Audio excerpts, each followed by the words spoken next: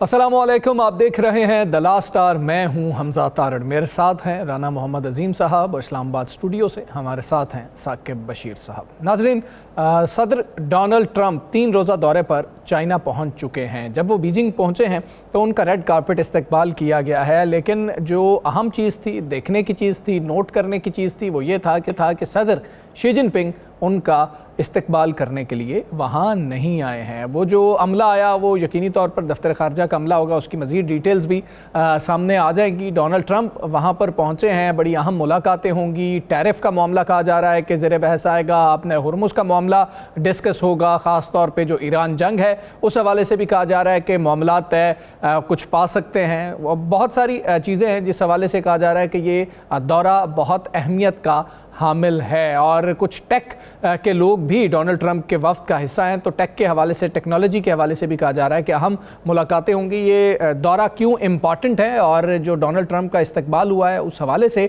जो अब तज्ज़ियाकार बातें कर रहे हैं उस पर भी बात होगी। उसके अलावा 28वीं तरमीम का मरकज़ में एक दफ़ा फिर शोर है और ये कहा जा रहा है कि ईद से पहले ईद उल अज़हा से पहले शायद ये तरमीम लाई जा सकती है और तरमीम हो भी सकती है। उसमें क्या अहम चीज़ें हैं जो एड्रेस की जाएंगी और किन चीज़ों को निकाल दिया गया है अभी तक के लिए, जो ज़राए बता रहे हैं, उस हवाले से भी हम बात करेंगे। पाकिस्तान तहरीक इंसाफ के जो इख्तलाफात हैं वो कौमी असम्बली तक पहुँच गए हैं, उस हवाले से भी बात करेंगे। और एक जो ड्रग का केस चल रहा है, कोकेन का केस चल रहा है, कोकेन क्वीन अब नाम दे दिया गया है, बहुत सारे लोग इस हवाले से बात कर रहे हैं, उस पर भी हम बात करेंगे। राना साहब, सबसे पहले डोनाल्ड ट्रंप पहुंचे चीन, ये दौरा मुलतवी कर दिया गया था, ये 31 मार्च से होना था और 3 रोज़ा दौरा था। अब वो गए हैं वहाँ पर, जो इस्तकबाल हुआ है, रेड कार्पेट भी था, एक अगर देखा जाए तो मुनासिब इस्तकबाल, ठीक इस्तकबाल था। लेकिन चूँकि हमने आमतौर पर देखा कि डोनाल्ड ट्रंप को इस तरह ट्रीट किया नहीं जाता है, जो सरबराहान होते हैं वो खुद पहुँचते हैं, शी जिनपिंग नहीं पहुँचे। बिस्मिल्लाहिर्रहमानिर्रहीम, अस्सलातु वस्सलामु अलैका या सय्यदी या रसूलल्लाह, अस्सलातु वस्सलामु अलैका या सय्यदी या हबीबल्लाह। ताजदार ख़त्मे नबूवत जिंदाबाद जिंदाबाद जिंदाबाद। देखें, ये तो आज डिस्कस ही ये हो रहा है, आज डिस्कस ये हो रहा है कि पहली दफ़ा ट्रंप के साथ ऐसा हुआ, सदर ट्रंप के साथ कि वो किसी मुल्क का दौरा करने गए और उस मुल्क का सरबराह उन्हें लेने नहीं आया जी। आज से पहले ऐसा नहीं हुआ, बल्कि वो तो याद करें यूक्रेन के सदर के साथ जो उन्होंने किया था कपड़ों के ऊपर मुलाकात पे, और उसके बाद उन्हें ये तवक्को नहीं थी कि ऐसा उनके साथ होगा। शायद वो समझ रहे थे, एक तो वो उनके जहन में था कि मैं ईरान वाला मामला जो है इसे ख़त्म करके जाऊँ और एक फाते बन के जाऊँ। अच्छा, वो ख़त्म ना हो सका। उस पर क्रेडिट पाकिस्तान को है कि पाकिस्तान ने 2 बड़ी ताकतों को आमने सामने बिठा दिया, ये क्रेडिट है पाकिस्तान का और ये इससे कोई पाकिस्तान से छीन नहीं सकता। लेकिन अमेरिका के क्रेडिट में कुछ नहीं है, अमेरिका के क्रेडिट में आज के दिन तक भी नहीं है। फिर इस दौरे से पहले और इस जंग से पहले एक मुल्क के सरबराह को किडनैप करना, जी मदोरो, ठीक है, ये सारी चीज़ें अगर आप एक एक करके गौर करें, फिर ट्रंप के बहुत से बयानात कि इसके बाद मैं क्यूबा जाऊँगा, इसके बाद मैं फ़लाँ जगह जाऊँगा, ये सारी चीज़ें अगर सामने रखते हैं तो वो ट्रंप जो जीत के आए थे, उस ट्रंप में और इस ट्रंप में अब फ़र्क आ गया। अगर वो इस खित्ते की उस जंग को जीत चुके होते जिसका वो दावा कर रहे थे तो शायद मामला और होता, हालात मुख्तलिफ होते। आज ये क्लियर हो गया है कि चाइना भी एक ताकत है। हाँ जी, और बता तो सबको था, लेकिन आज उन्होंने ये बता दिया कि भाई अगर तुम सुपर ताकत हो तो हम भी सुपर ताकत। हाँ साहब, ये ऑप्टिक्स ही होती है, उन्होंने बड़ा नॉर्मल सा लिया है, इट्स ऑल राइट, आप आए हैं, ठीक है मैं कह रहा हूँ कि उन्होंने बता दिया है कि हम भी एक मुल्क हैं, हम भी इस खित्ते के अंदर एक ताकत रखते हैं, हमारे साथ भी खित्ते के अंदर सबसे ताकतवर मुल्क मौजूद हैं। ये एक बहुत बड़ा पैगाम है, ये सिर्फ पैगाम नहीं है। आप अंदाज़ा लगाए ना, एक शख्स सीने से उतरने से पहले उसके तसव्वुर में है कि मेरे आगे मेरा मनसब खड़ा होगा जो दुनिया में इस वक्त, जिसकी इकॉनमी बहुत बड़ी है, जिसके अंदर दुनिया में वो एक ताकत है, जो दुनिया के बहुत से ममालिक को ऐसी ऐसी चीज़ें देता है कि जो तसव्वुर नहीं की जा सकती, तो वो खड़ा होगा। आप तसव्वुर लेके आ रहे हैं, आप आगे जा रहे हैं, आपको पता चला नहीं द स्टाफ खड़ा है, फिर आप खड़े हुए हैं, आप अपने चेहरे से बयान तो नहीं कर सके, लेकिन आप बयान नहीं कर सके, बयान करने वालों ने बयान कर दिया। वो सारी दुनिया को पता चल गया कि ट्रंप का इस्तकबाल किसने किया। कारपेट बिछ गया, झंडे लहरा दिए गए, तराने बजा दिए गए, फूल पेश कर दिए गए, लेकिन वो जो तवक्को रख के क्या ट्रंप ये सोच सकते थे? नहीं। आज आप अभी इस वक्त अगर आप मीडिया देखें अमेरिका का जी, तो आपको नजर आ जाएगा वहां पे तनकीद हो रही है, वहां पे कहा जा रहा है उनकी अपनी पार्टी के अंदर तनकीद हो रही है, उनके सियासी मुखालफिन तो करेंगे, डेमोक्रेट्स भी कर रहे हैं कि ये क्या हो गया, ऐसे किस तरह हो गया जनाब, ये वापस आ जाना, यहाँ तक कहा जा रहा है कि वापस आ जाना चाहिए था। हाँ, तनकीद हो रही है और जो उनका पहली ग्राफ नीचे था उस पर अब फिर से बात हो रही है। तो ये तो होता है, ऐसा तो होता है ऐसे कामों में जब आप ये समझें कि मैं ही कुल हूँ। हाँ, ये नर्व्स की गेम है और सिफारतकारी इसी तरह ही होती है। मैसेजेस जो हैं वो इसी तरह ही खामोश तरीके से ही, खामोश अंदाज में ही दिए जाते हैं। साकिब साहब, मरकज़ की बात कर लेते हैं सर। 28वीं तरमीम का शोर फिर से है और तारीखें भी सामने आ रही हैं। ईद उल अज़हा से पहले की बात हो रही है, ईद उल अज़हा से ज़्यादा तो मुझे लगता है कि ये बजट का मामला है कि NFC अवार्ड का मामला बजट से पहले तय कर लिया जाए। क्या क्या चीज़ें सर डिस्कस होंगी, एड्रेस होंगी, क्या क्या एड्रेस नहीं होंगी? पीपल्स पार्टी कहाँ पर खड़ी है? बड़ा क्रूशल टाइम है हमजा साहब। ये मई के जो चंद दिन रह गए हैं, कल आखिरी वर्किंग डे है ये अदालतों में। यहाँ पे जो बाकी भी वर्क फ्राम होम होता है क्योंकि फ्राइडे से कफ़ायत जारी चल रही है। तो मामला ये है कि 1 जून से या 3 जून या 4 जून को बजट पेश होगा और बजट के बाद बजट पे बहस होती है। आपको पता है कि पूरा प्रोसीजर है, काफ़ी वक्त लग जाता है। तो फिर ये है कि टाइम जून के मिड के बाद ही आना है। तो शुनीद ये है कि यहाँ पे जो खबरें गर्दिश कर रही हैं जो वफाकी दारुल हुकूमत में, कि वो मई में ही और 21 मई की तारीख भी जो बताई जा रही है। मुझे याद है ये जब 27वीं आईनी तरमीम आई थी 4 नवंबर को बिलावल भुट्टो जरदारी साहब ने एक ट्वीट किया था। उस ट्वीट के बाद शोर उठा के ये तरमीम आ रही है। पहले तो इसी तरह बातें हो रही थी जी कि एग्जैक्ट शोर उठा के जब वो तरमीम में ये चीज़ें आ रही हैं। उस वक़्त हमने जो तारीख पता चली कि 14 नवंबर आखिरी तारीख है, उससे पहले इसको होना ही होना है जी। तो हमें लग रहा था नहीं है, मुमकिन नहीं है, इस तरह की कैसे हो सकेगी, लेकिन 12 नवंबर को वो हो गई थी। तो अब की बाहर भी जो है वो ऐसे लगता है कि ईद के बाद मैदान, ईद से पहले ये मैदान सजेगा और पीपल्स पार्टी इस सारे मामले में शामिल है और अब की बार भी ये मुमकिन तौर पर हो सकता है। और ये मैं ट्रेंड आपको बताऊं, 26वीं तरमीम में एक मुसवदा लाया जाता है, फॉर एग्जांपल उसमें 12 या 14 चीज़ें थी, तो उसमें 2-3 पे जो है वो पीपल्स पार्टी ने इत्तेफाक नहीं किया, 2-3 पे मौलाना ने इत्तेफाक नहीं किया, बाकी 8 जो है उन्होंने कहा ये मुतफिक हैं, कर लें जी तरमीम।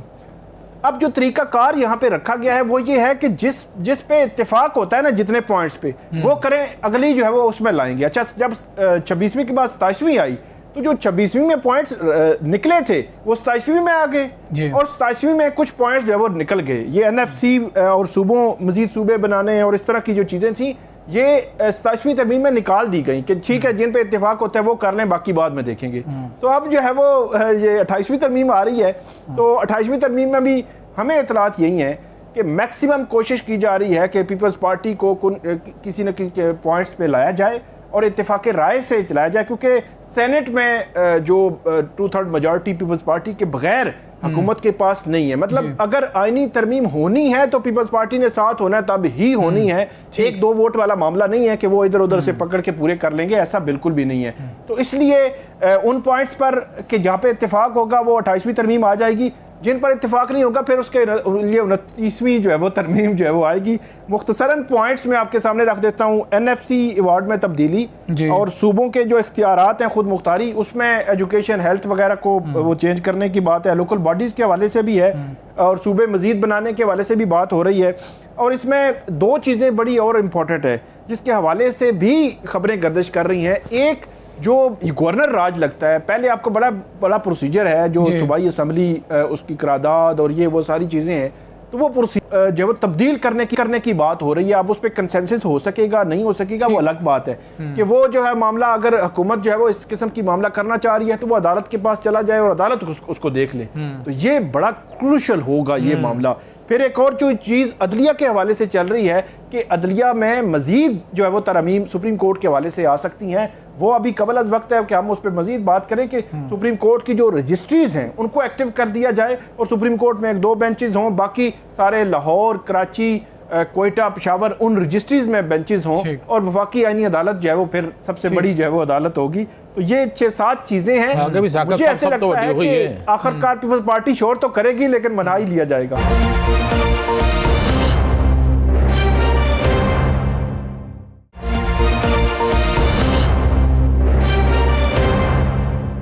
तो फिर ये अनमोल पिंकी का जो नाम सामने आया है, इसका क्या मतलब, शजरा क्या है, कहाँ से ताल्लुक़ रखती है? कहा जा रहा है कि भाई भी गिरफ्तार हुआ था, लाहौर में भी कोई मुकदमा है, क्या सर आपके पास डिटेल्स हैं?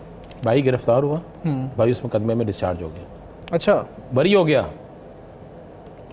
FIR अगर आप पढ़ें तो पढ़ के सुना दो FIR। जी जी प्लीज़। उस FIR के मुताबिक जो FIR है, अगर उसके मुताबिक जो कुछ है और जो कहा जा रहा है कि वो बरी हो गया, तो फिर बड़ी हैरान की इसलिए बात है कि जहाँ पर जिस मुल्क के अंदर उसमें अभी तक उसको सज़ा नहीं हुई और बाकी चीज़ें बिल्कुल क्लियर हो गई हैं, तो फिर क्या रह जाता पीछे? देखें, ये एक FIR दर्ज होती है और FIR दर्ज होती है थाना कोट लखपत है 7/1/2022 को। ठीक है, 2022 7/1/2022। अच्छा, इस पे वो जो पुलिस अफसर है वो लिखता है कि जनाब बसिलसा गश्त तलाश मुजरमान इश्तिहारी चंद राय रोड पर मौजूद था। मुखबर ख़ास ने इतला दी, वही देता ही नहीं ना, कि एक गाड़ी MG रंग स्याह जिसमें एक लड़का और एक लड़की मंशियात फ़रोख्त करने के लिए शादाब कॉलोनी आ रही हैं। फौरी रेड किया जाए तो काफ़ी मिकदार में मंशियात बरामद हो सकती है। हस्ब इतला मुखबर की इतला पर मुतज़क्कर अबाला रीडिंग पार्टी तश्कील देकर फ़लाँ जगह पर पहुँचे। इसी असना में मुखबर ख़ास ने गाड़ी मुतज़क्कर अबाला कहा कि शदाब चौक कॉलोनी मिला चौक पर आकर रुक किया, जिस पर एक लड़का मंशियात देने की गर्ज से नीचे उतरा, जो पुलिस पार्टी को देखकर तेज़ कदमों से चलने लगा, जिसको मशकूक जानकर बड़ी मुश्किल से घेरा डालकर काबू किया गया। चंद फासले खड़ी गाड़ी को राउंड अप करने के लिए SI मोहम्मद यूनस हमरा अपने सिपाहियों के आगे बढ़ा, जिसको एक लड़की ड्राइव करती थी, जिसका नाम ये पिंकी है, जिसने पुलिस पार्टी को देखकर गाड़ी बहुत ज़्यादा स्पीड चलाकर पुलिस पार्टी को हिट करने की कोशिश करते हुए गाड़ी से मौके से गाड़ी में फरार हो गई। पुलिस पार्टी ने बड़ी मुश्किल से अपनी जान बचाई। गिरफ्तार शुदा मुलज़म ने पकड़े जाने पर अपना नाम रियाज बलोच वल्द मुराद बख्श बलोच कौम सकना A1 complex Abu Al Hasan Asfani road Gulshan Iqbal flat number C1 Karachi. Anmol Pinky जो है वो इस FIR में है, नहीं पकड़ी जाती। अगर पकड़ी जाती है, अब कुछ लोगों के बकौल के उसे पैसे देने के बाद रिलीज़ कर दिए जाते हैं, बकौल किस कुछ लोगों ने जो दावा किया। अब इसकी गिरफ्तारी होती है नवाब टाउन से, ठीक है, लाहौर के एक इलाका नवाब टाउन से। लेकिन इससे भी अगली जो खबर है वो खबर ये है, अब पुलिस बहुत सी वीडियो दे रही है, नहीं जी हमने तो किसी और जगह से पकड़ी करके, आप किसी और जगह रख लें तो वीडियो बना लें, कौन सा फ़र्क पड़ता है ना। बड़े मुस्तरद ज़राए जो है ना, वो मुस्तरद ज़राए कह रहे हैं कि लाहौर से पकड़ी गई हैं और पकड़ी गई हैं किसी की नाराज़गी पर। अच्छा, ये गिरफ्तार होने से एक हफ़्ता पहले एक बहुत बड़ी महफिल में जाती है, दावत में जाती है, पार्टी में जाती है। उस पार्टी में इनकी किसी के साथ तलक कलामी होती है। उस तलक कलामी के बाद ये घर में आके बैठ जाती हैं, मोबाइल अपना बंद कर देती हैं। फिर अचानक से ये गिरफ़्तार होती हैं और जिस वक्त ये गिरफ़्तार होती है उसके बाद ये किस तरह कराची पहुंच गई। फिर बाकायदा ये पिंकी तो बहुत मशहूर थी ना कराची में, और ये लाहौर में भी बड़ी मशहूर थी, यहाँ भी बड़ी मशहूर थी। यहाँ पर इसका नाम पिंकी नहीं था, यहाँ पर इसका नाम डॉन था।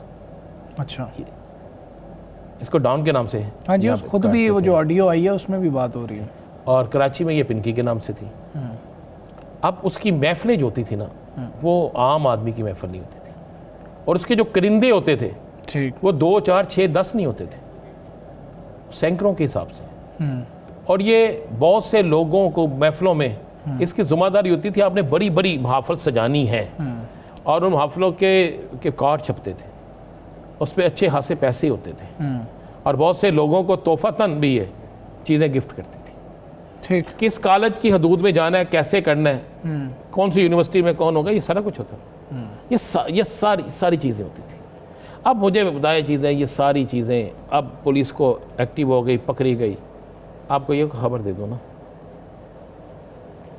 कुछ अर्सा खामोशी होगी, उसके बाद ये फिर गिरफ्तारी से बाहर आ जाएगी। यानी कि जब केस जो है वो लाइमलाइट से पीछे चला जाएगा तो फिर मामला जो है वो नॉर्मल हो जाएंगे। बिल्कुल ऐसे। ठीक हो गया। साकिब साहब, ये तो मामला है, ये जो ड्रग माफिया उसके हवाले से हम बात कर रहे हैं। दूसरी तरफ ये बताइए कि अगर हम सियासी तौर पर पाकिस्तान तहरीक इंसाफ की बात कर लें सर, इख्तलाफात कुछ देख रहे हैं।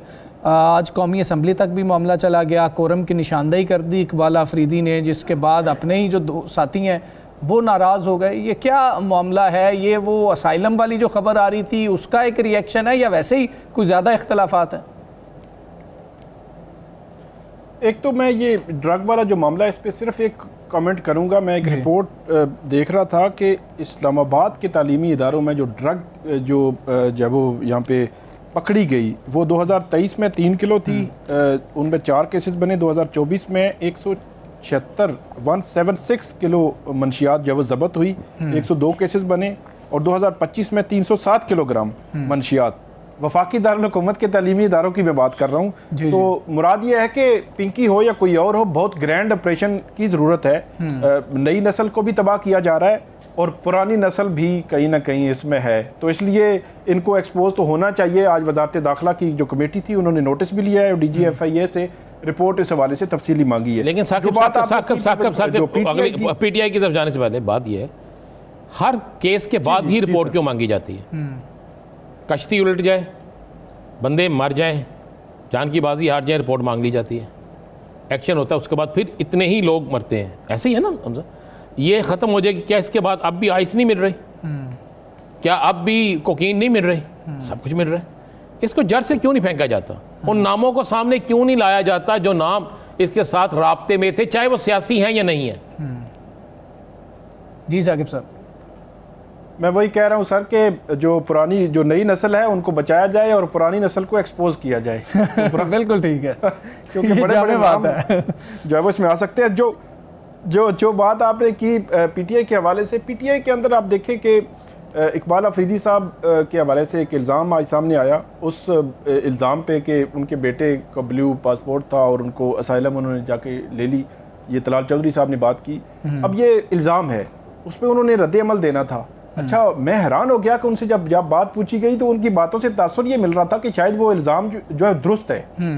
अब मुझे नहीं पता कि उनके पास हकायक क्या है, हुआ नहीं हुआ। वो कह रहे थे यहाँ पे हालात ठीक नहीं है, मुझे मौका मिला तो मैं भी असाइलम ले लूँगा। तो ये चीज़ें तो मुझे ऐसे लग रहा था कि उनके बेटे ने ये काम किया। कहने का मकसद ये है, आप PTI से हों, नून से हों, पीपल्स पार्टी से हों, आम हों, सहाफ़ी हों, कोई भी हों, लेकिन पाकिस्तान का नाम तो बदनाम नहीं होना चाहिए ना। अगर इस तरह किया गया है तो ये बड़ा अफसोसनाक है। PTI को इस मामले को भी देखना चाहिए। जहाँ तक आपने बात की, वो जो उन्होंने जो है वो वहाँ पे जो पार्लियामेंट हाउस में किया, जो असेंबली इजलास के दौरान, तो उसमें भी आप देखें ना कि PTI के अंदर जो है वो हम हमेशा हर रोज़ जो है वो ये बात कर रहे हैं, कन्फ्यूजन है, क़यादत का फुकदान है, और ये जो है वो इनके अंदर करना क्या है, स्ट्रेटजी क्या है, प्लानिंग क्या है। जुनैद अकबर साहब कह रहे थे हमने कुछ और तय किया हुआ था, इन्होंने कुछ और कर दिया। तो वही चीज़ जो है वो पार्लियामेंट के अंदर भी, बाहर भी, अडियाला जेल के बाहर भी, या मुख्तलिफ जगहों पे नज़र आती है। और हुकूमत की जो पॉलिसी है या हुकूमत जिस तरह इस सारे मामले को लेकर चल रही है, उसमें फिर हुकूमत तो कामयाब है ना कि आपस में ही लड़ते रहे, आपस में ही देखे ना कि जो है वो एक दूसरे के गले पड़ रहे थे, तो उससे हुकूमत तो खुश होगी इस सारे मामले में। तो वही जो हम ओवरऑल बात करते हैं वही हमें आज रिफ्लेक्शन हुई वहाँ पे जो पार्लियामेंट हाउस में। ठीक। अच्छा राना साहब, अगर आप सियासी तौर पे कमेंट करना चाहें तो आप कर लें, लेकिन मेरा साथ सवाल भी ले लीजिएगा। हम एक तरफ तो ये ड्रग्स की तो हमने बात की है सर, एक बड़ी अहम चीज़ है जो अद्वियात इस्तेमाल होती हैं। अद्वियात की कीमतों के हवाले से लोग शिकायत भी कर रहे हैं, आप भी इस हवाले से कुछ मामलात को चीज़ों को देख रहे थे।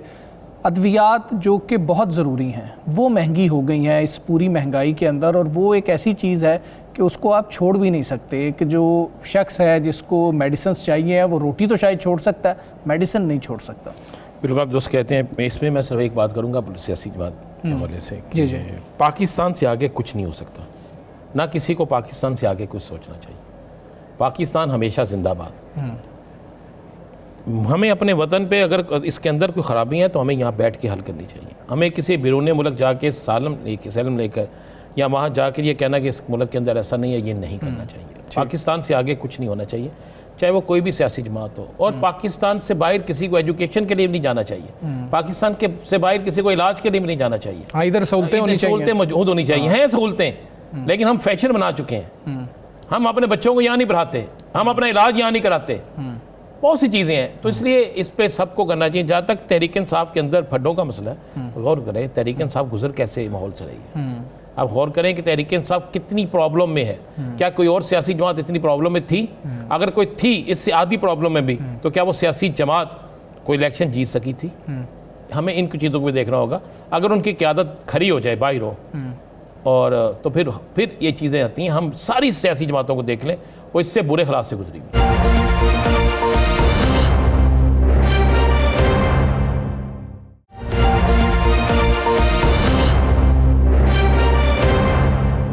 वेलकम बैक जी।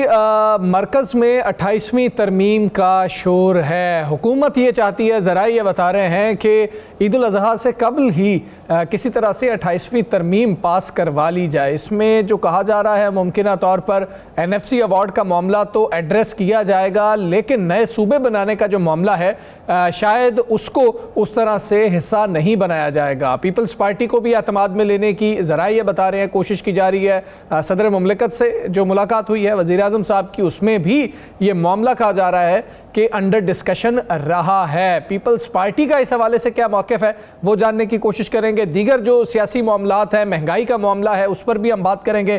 कादर खान मंदोखेल साहब हमारे साथ मौजूद है, रहनुमा पीपल्स पार्टी हैं।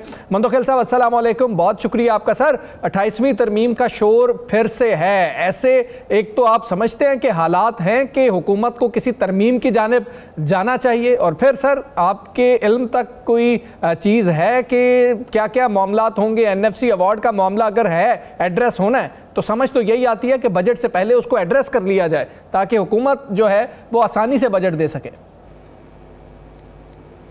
बहुत शुक्रिया तारड़ साहब। मेरा ख्याल है कि हुकूमत जो है ना वो बम को खुद ही लात मार रही है।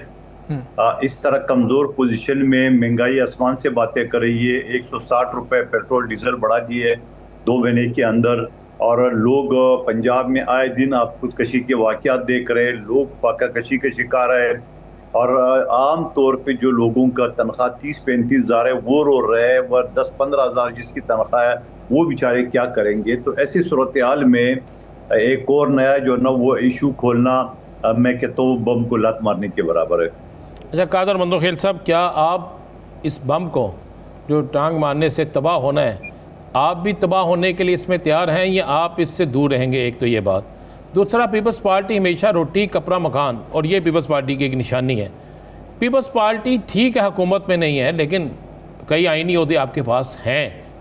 इस पर जो पीपल्स पार्टी का रिएक्शन होना चाहिए अवाम में, वो क्यों नहीं है? क्या मजबूरियाँ बढ़ गई हैं? दोनों सवालों का जवाब दीजिएगा। देखिए राना साहब, पहली बात तो आपको यह है कि आईनी ओहदे जो जिसका आप सदर, गवर्नर या सेनेट की चेयरमैन या डिप्टी स्पीकर की बात करें, आपको खुद पता है कि इन ओहदों के कोई इख्तियारात नहीं है। वो किसी को A ग्रेड को नौकरी नहीं दे सकता है, कोई 10,000 का फंड या तरक्याती काम किसी को नहीं दे सकता है। पहली बात तो ये, और यकीनन ये ओहदे हमने शहबाज शरीफ साहब की हुकूमत को सपोर्ट करने के बदले में मिले हैं। अब सवाल ये कि अगर शहबाज शरीफ साहब हुकूमत आए दिन नए नए इशू उठा रहे हैं, तो यकीनन इन चीज़ों के ऊपर जो बात आप कर रहे हैं उनके ऊपर गौर किया जा सकता है।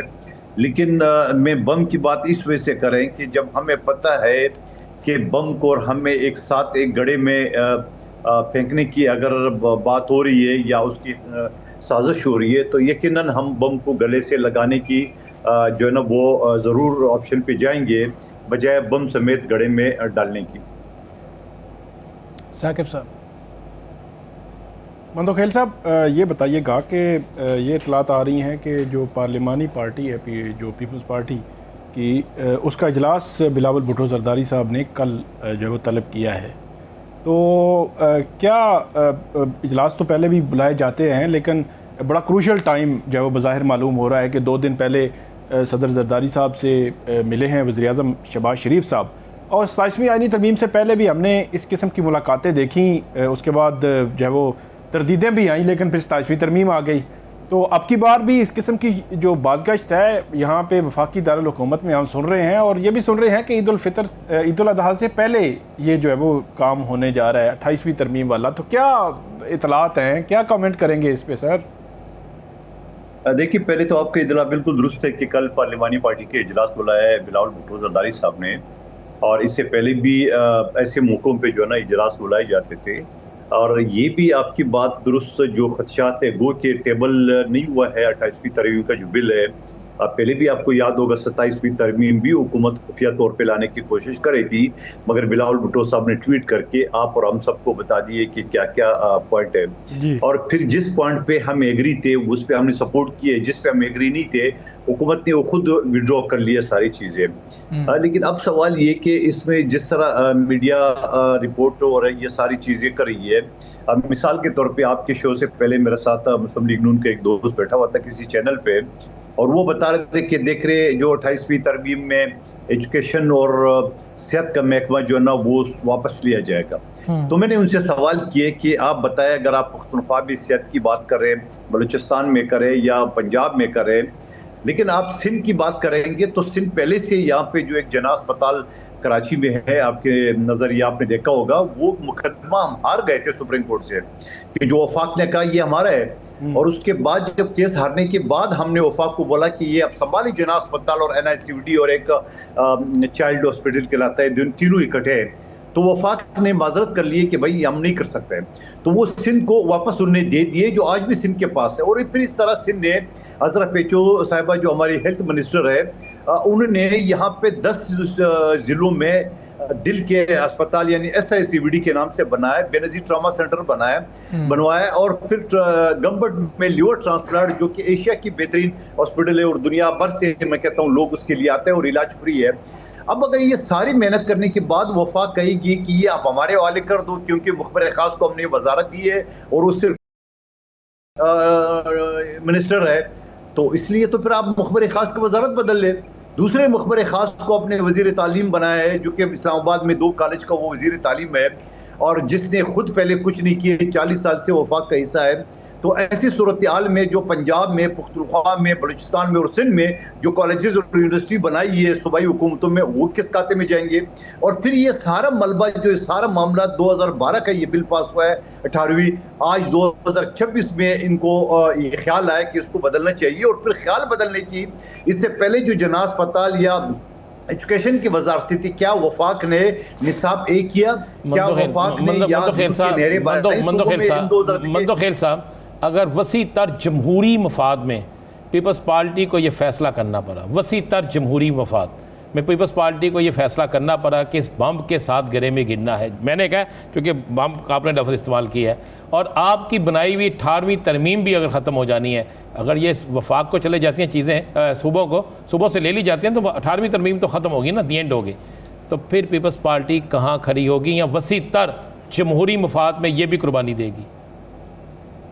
देखिए, मैं तो पहले ही आपसे अर्ज कर चुका हूँ कि बजाय अगर हम और बम को दोनों को एक खड्डे में, कुएं में फेंकने की अगर बात हो रही है, तो हम बम को कुएं से बाहरी गले लगा लेंगे, पहले ही खत्म हो जाए कुएं में डालने की और बम को भी साथ सोच लीजिएगा। आप जो बात कर रहे हैं कादर मंदोखेल साहब, ये रिकॉर्डिंग का हिस्सा है, हमने पूछ लेना, फिर आपने कहना मुल्क के अंदर जमहूरी निज़ाम को बचाने के लिए या फलां चीज़ को बचाने के लिए। मैं इसलिए पूछ रहा हूँ कि ये चीज़ आप इस वक्त बतौर पीपल्स पार्टी बैठे हुए हैं, खाली कादर खान मंदोखेल नहीं बैठे हुए। देखिए राना साहब, आपको भी अच्छी तरह पता है कि मुझ जैसे बहुत सारे हमारे कारकुनान है या रहनुमा है, वो जो स्टेटमेंट देते हैं वो उनका स्टेटमेंट यकीनन वो पीपल्स पार्टी के प्लेटफॉर्म से होता है, मगर वो पीपल्स पार्टी का पॉलिसी या पॉलिसी बयान नहीं होता है। पॉलिसी बयान हमारे सिर्फ तर्जुमान की तरफ से जारी होता है। अब आपने इस बात को मुझे पकड़ना है तो मैं आपको जाती ख्याल पीपल्स पार्टी का, जहां तक मैं पीपल्स पार्टी का या मैं हिस्सा हूँ या जो मैंने पीपल्स पार्टी के सारे देखे हैं, अब जितने भी सियासी पार्टी के लोग आते हैं वो अपना नुक्ता नजर चले आप बताएं आपकी पार्टी क्या करेगी? चलिए इस तरह बता दें, आप उस पार्टी में है ना, आप क्या समझते हैं पार्टी को क्या करना चाहिए? मैं तो शदीद मुखालफत कर रहा हूं आपके सामने। आप अगर पार्टी के अंदर मुखालफत है, पार्टी के अंदर भी मुखालफत हो रही है, रिकॉर्ड का हिस्सा बना ले पूरा, मैं आज जो मुखालफत करूंगा कल भी इंशाल्लाह आपके चैनल पे मुखालफत करूंगा कि इतने बड़े अस्पताल हमने बना लिए, वफाक पहले जना अस्पताल नहीं करता, दोबारा वफाक को देने के बजाय गरीबों का अपने खून करना है, गरीबों को अस्पताल में बगैर इंजेक्शन की दवाई का मरवाना है, मैं तो ये कहूंगा फिर। अच्छा सर, आप ना रिकॉर्ड के लिए ये 5 चीज़ें हैं जो डिस्कस हो रही हैं। एजुकेशन और सेहत का तो आपने बता दिया 2 चीज़ों का, तीसरा NFC अवार्ड है सर, चौथा नए सूबों का मामला है और 5वां बल्दियाती इदारों वाला मामला है जो MQM का मुतालिबा है। 2 पे तो आपने बता दिया, इन तीनों पे भी आप समझते हैं कि अगर कुछ भी होगा तो आपका मौक़िफ़ यही होगा कि जिस तरह है मामलात वैसे ही रहने दें, या NFC अवार्ड पे थोड़ी सी लचक दिखा सकते हैं? देखिए, NFC अवार्ड में आपकी आज के सवाल में मैं कई शो में ये बात कर चुका हूँ कि NFC अवार्ड में जो पहले तय हुआ तो उसमें यह कि ये हर मरतबा ये बढ़ेगा, लेकिन उसकी तो मैं मुखालफत करूँ, मेरी पार्टी भी कर रही है। मगर अगर वफाक को जरूरत है, वो के पेट्रोल और डीजल की मद में वो खरबों रुपए बटोर रहे और सूबों को कुछ नहीं दे रहे, वो एक अलग इशू है। लेकिन फिर भी अगर वफाक को कि हिंदुस्तान के साथ जंग हो या अफगानिस्तान के साथ जंग है, हमें जरूरत है, तो वो सुबह से वैसे कोई अमाउंट मांग ले कि बाबा अब इतने पैसे दो, अब इतने पैसे दो। जरूरी है कि NFC अवार्ड को जो है ना वो कट करना है, इसके ऊपर नंबर 1 बात। दूसरा, आपने सूबों की बात की है, बिल्कुल हमारा ये मुतालबा है या हमारा एक सोच है, बिलावल भुट्टो साहब ने भी ये बात की है कि पंजाब में जहाँ दूसरे सूबे का एक करारदाद पास हुई है जो कि आइन 18वीं तरमीम का एक हिस्सा है, यानी उसमें कहा गया तो आप पंजाब में पहले सूबा बना ले। पुख्तनख्वा में अभी रिसेंटली जो है ना वो इसकी PTI की हुकूमत ने हज़ारा सूबे का जो है ना अलग से जो है ना वो करारदाद पास किया, उसको कर ले। लेकिन ये बलूचिस्तान में पहले एक पश्तून और बलूच अलग है, वो आज भी अलग रह रहे, मैं भी उसी का हिस्सा हूँ बलूचिस्तान के पश्तून बेल्ट का, लेकिन वो भी राजी है। मगर सिंध की अगर आप बात करेंगे कि आप ये कहेंगे कराची अलग कर दो, ये किसी तौर पे पीपल्स पार्टी को कबूल नहीं है। मंदोखेल साहब, हमें आपसे और आपकी गवर्नमेंट से बड़ी उम्मीदें हैं, इंशाल्लाह इस पे फिर भी बात होगी। बहुत शुक्रिया आपका, आपने प्रोग्राम में हमें वक्त दिया। ये ब्रेक लेंगे, ब्रेक के बाद वापस आते हैं। स्टे विद अस।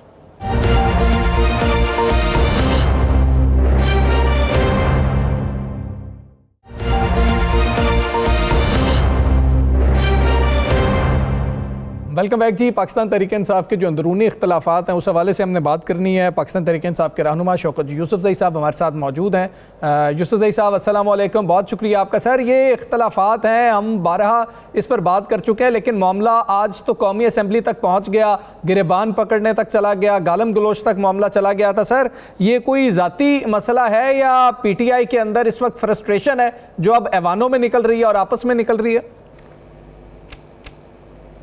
बिस्मिल्लाह, बहुत शुक्रिया। मेरे ख्याल से ये असम्बलियों में इस तरह की चीज़ें होती भी हैं और पार्टियों में भी होती है, क्योंकि जब पार्टी बड़ी होती है फिर उसका लीडर जेल में होता है और इतनी मुश्किलात से गुजरती है पार्टी, तो ये चीज़ें हो जाती है। लेकिन जो सबसे इम्पोर्टेंट चीज़ है वो ये है कि लोग अक्सर ये कहते हैं जी पार्टी के अंदर इख्तलाफात है, क्या होगा, तहरीक मुतासिर होगी या क्या, ऐसी कोई बात नहीं है। लोग इमरान खान के साथ हैं। ये जितनी बड़ी बड़ी शख्सियात आप देखते हैं किसी भी पार्टी में, लेकिन ख़ास तौर पे PTI के अंदर मैं कहता हूँ, वो इमरान खान के बगैर कुछ भी नहीं है। कोई बंदा पार्टी छोड़ता है, कोई बंदा पार्टी में आता है, कोई लड़ता है, जो भी है। असल चीज़ ये कि इस वक्त मेरी तो गुजारिश होगी अपनी पार्टी से भी कि वो डिसिप्लिन पे ज़्यादा फोकस करे, क्योंकि इस वक्त हमें ज़रूरत है इस चीज़ की। इमरान खान जेल के अंदर है, अगर हम आपस में ये चीज़ नहीं करेंगे तो जाहिर है लोगों के अंदर फ्रस्ट्रेशन तो है बहुत सारी चीज़ों के ऊपर। सिर्फ अकेले ये नहीं कि पार्टी के लीडरशिप या वर्करों में कोई इख्तिलाफ है, क्योंकि ऑलरेडी मुल्क के अंदर जो आप बयान कर रहे थे, मैं तो बड़ा हैरान हूँ। आपने तो की बात की है, मुख्तलिफ बात की। हम तो आप यकीन करें कि दूध खरीदते हैं ना, दूध, उस पर भी शक होता है कि दूध सही है कि नहीं है। अच्छा, आपके यहाँ भी ऐसा ही है? जी जी, पूरे पाकिस्तान में ऐसा है। ये कौन इस चीज को यूरोप से रहते हैं, पाकिस्तान में शायद KP में हालात में नहीं, सारे पूरे पाकिस्तान में एक जैसे हैं। नहीं, पूरे पाकिस्तान में ऐसा है, किसी को यकीन नहीं आता। देखिए KP में क्या होता है, KP में इन्होंने वो बनाई है, हमारी हुकूमत ने, हमारे दौर में बनी थी, फूड सिक्योरिटी, फूड अथॉरिटी। वो जाती है, वो छापे भी मारती है, गैलन के गैलन दूध जो उड़ेल देती है। लेकिन अगेन मैं ये कहूँगा कि फिर भी यकीन नहीं आ रहा है कि हम जो दूध पीते हैं वो खालिस तो छोड़े, हमें तो खालिस नहीं चाहिए। हम कहते हैं बेशक पानी डाल दे उसमें, लेकिन केमिकल ना डाल। जी जी, दूध पानी तो चलता है लेकिन केमिकल नहीं चलता है। तो ये हालात हैं इस मुल्क के। और फिर देखें दहशतगर्दी हो रही है इस सूबे के अंदर, और कराची में मैं पढ़ रहा था उस दिन, तो मैं बड़ा हैरान हुआ कि सिर्फ 4 माह में 161 अफराद कत्ल हुए और कोई 15,000 समथिंग जो है वो मोटरसाइकिलें सिर्फ 4 माह की फिगर बता रहे थे। एक रिपोर्ट शायद हुई है उसमें, तो 15-16 हजार मोटरसाइकिलें छीनी गई हैं और 6,000 के करीब कोई गाड़ियां छीनी गई। तो आप हैरान है, इंसान सोचता है कि ये हो क्या रहा है। यानी यहाँ तो दहशतगर्दी का सामना है, क्योंकि अफगानिस्तान का बॉर्डर है हमारे साथ, तो अफगानिस्तान से लोग आते हैं, जैसे तैसे आते हैं, लेकिन दहशतगर्दी हो रही है वहां से और उसके खिलाफ ऑपरेशंस भी हो रहे हैं, बहुत सब चीजें हो रही है।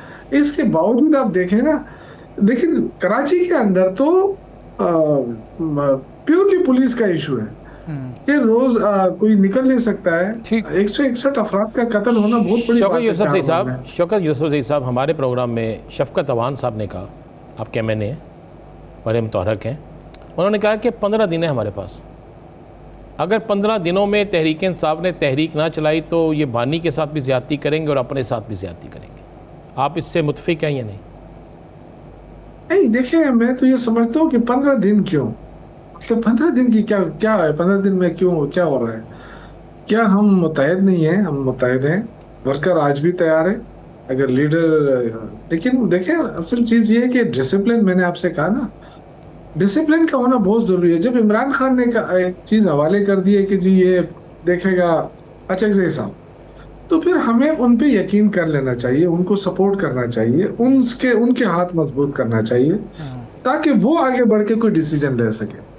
लेकिन अगर हम उनके खिलाफ भी साहब, आप ही ने हमारे प्रोग्राम में कहा था कि हमने काफ़ी देख लिया शौकत यूसुफज़ई साहब को, अचकज़ई साहब को, आपने हमारे ही प्रोग्राम में कहा था, तो अब मजीद देखना है। नहीं, मैं क्या कह रहा हूँ, मैंने अपने बात सुनी, मैं कह रहा हूँ कि उनके हाथ मजबूत करने का मकसद क्या होता है कि उनको क्लोज लाइजान दे दें, उनको यकीन आ जाए कि जी हाँ ये मेरे पीछे खड़े हैं, तो शायद वो फिर डिसीजन ले सके। अभी उनको यकीन नहीं है, यकीन नहीं है उनको। हाँ, आपने ऑपोजिशन लीडर बना दिया। पार्लियामेंटेरियन ने, देखे हमने तो कोई जेल तो नहीं तोड़ना है ना कि उनके जरिए हम कहें कि जी आप हम तो ये भी नहीं कहते कि आप पत्थर भी मारे। हम पुरअमन एहतजाज की बात करते हैं और पुरअमन एहतजाज ये हुकूमत छोड़ नहीं रही है। असल चीज ये जो हमारी लीडरशिप है ना, वो ज्यादातर वो ये नहीं कि वो कोई खौफजदा है, लेकिन वो नहीं चाहती कि वर्करों के ऊपर दोबारा तशद्दुद हो, जुल्म हो और बर्बरियत हो, लोगों पे गोलियां चले। ये तो हो रहा है ना, कोई ढकी छुपी बात तो है नहीं। आई थिंक कि वो तो इसलिए लिहाज कर रहे हैं, लेकिन मेरा ये ख्याल है कि जो कुछ हो रहा है इमरान खान के साथ वो बड़ी ज्यादती है, उनकी बहनों के साथ जो हो रहा है बड़ी ज्यादती है। तो एक डिसीजन लेना चाहिए हमें, चाहे वो अचकज़ई साहब के साथ बैठकर हो या जो हमारी अपनी भी पॉलिटिकल कमेटी है उनके पास भी इख्तियारात हैं, वो भी कोई फैसला करे। जी साकिब साहब। शौकत यूसुफज़ई साहब, मेरा सवाल ये है कि ये सलमान सफदर साहब जब फ्रेंड ऑफ कोर्ट बन के गए थे, इमरान खान साहब से मिले थे और वापस आके उन्होंने ये बात की थी कि इमरान खान साहब की 85% बिनाई जा चुकी है। ये बात है फरवरी की, मेरे ख्याल में पहले वीक की, और उसके बाद हमने देखा कि पीटीआई के अंदर बाहर जो गैर जानिबदार लोग हैं वो भी एक दफ़ा जो है वो हिलगुल मतलब इस तरह हलचल थी कि हर बंदा जो है वो इस्तराब में था कि ये अच्छा नहीं हुआ। फिर हमने देखा कि ये चीज़ें नॉर्मल होना शुरू हुई। फिर आज जो है वो ये सलमान सफदर साहब 8 अप्रैल को मिल के आए तो दोबारा उन्होंने वही बात की कि आंख ठीक नहीं हुई, लेकिन जब दोबारा उन्होंने बात की तो हमने वो हलचल नहीं देखी। आज आपकी पार्टी के वकला ने सुप्रीम कोर्ट में प्रेस कॉन्फ्रेंस की और उन्होंने कहा इमरान खान साहब की एक आँख की बिनाई जा चुकी है और उसके बाद हम ये करने जा रहे हैं, तो वो हलचल नहीं है। तो ऐसे लगता है कि आपके लीडर और आप उनकी जो वाइफ है उनकी आँख जा चुकी है एक और हर चीज़ नॉर्मल हो चुकी है। क्या आप इत्तेफाक करते हैं पीटीआई के अंदर भी? देखिए, मैंने तो आपसे कहा ना कि हमें सियासी जो भी टूल इस्तेमाल करने हैं सियासी तौर पे हमें करने चाहिए, ये हमारा हक है, पुरअमन एहतजाज करना हमारा हक है। और अगर आज हम इमरान खान के साथ खड़े ना हो जाए तो कल कोई ज़रूरत नहीं होगी, अगर अल्लाह खुदा न खास्ता उनको कुछ हो जाए या इस तरह की सिचुएशन बने तो फिर तो कोई फ़ायदा ही नहीं होगा। ठीक। और ये पार्टी इमरान खान के बगैर है, चल भी नहीं सकती, मैं आपको सही बता रहा हूँ। अच्छा, उस वक्त शौकत यूसुफज़ई साहब एक चीज़ मैं और याद करा दूँ उस वक्त फरवरी में जो एहतजाज आपके 2-1 हफ्ते हुए इस खबर के आने के बाद, तो हुकूमत में बड़ा एक पैनिक था, वो बड़े डिफेंसिव हो गए थे, लेकिन बाद में चीज़ें फिर जो है वो नॉर्मल हो गई।